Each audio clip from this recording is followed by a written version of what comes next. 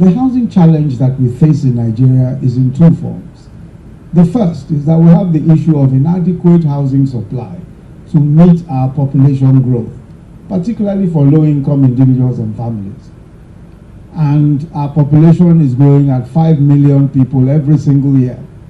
5 million extra people. In other words, any community, Liberia has a population of about 5 million.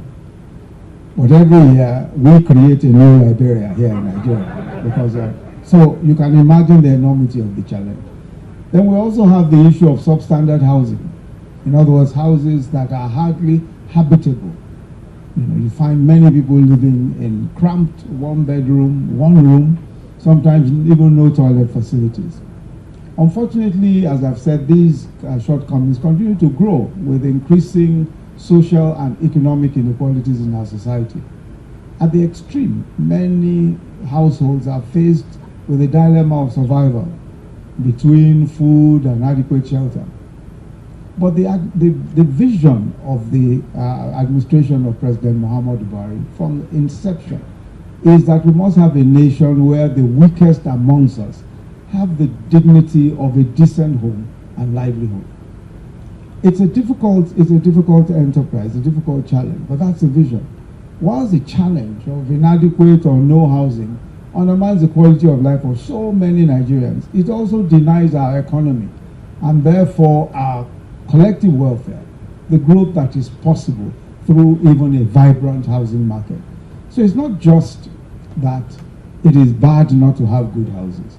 It's not good for the economy. Most places in the world where you have a house, it also means that the economy becomes more vibrant because you can use your house as collateral to borrow money in order to do business. As a matter of fact, that's the primary way by which most small businesses raise capital, is by pledging their homes, using their homes as collateral all over the world. So we deprive the economy of the vibrancy that it ought to have when we don't have housing, adequate housing. But the government is taking both challenges very seriously. Immediately we were sworn in 2015, we established the Social Investment Program. Now the Social Investment Program is a 500 billion set of initiatives designed to improve the quality of life of the most vulnerable, the poorest Nigerians. And the Social Investment Program is the largest of its kind in Africa. That's the one that has the homegrown school feeding, where we're feeding 9.5 million children every single day. And that's the one that also has the Empower, which we referred to. And a component of that is the Social Housing Fund, 100 billion as part of that 500 billion, although we've never been able to be up to 100 billion, even half of that.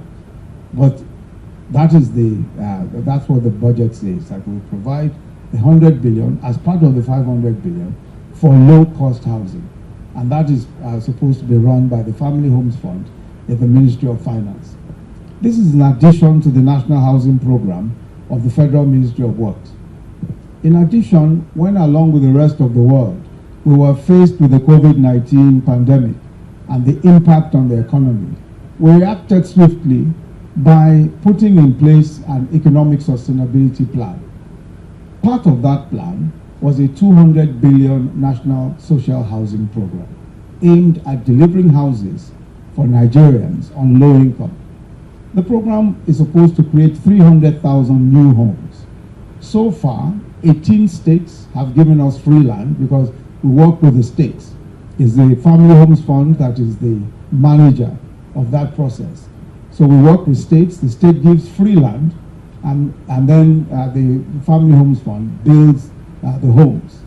And so far we've built 19,478 homes, including 582 that were purchased from the Millard Fuller Foundation. And I'm told by the MD of the Family Homes Fund that we are in the process of negotiating another 400 homes with the Millard Fuller Foundation.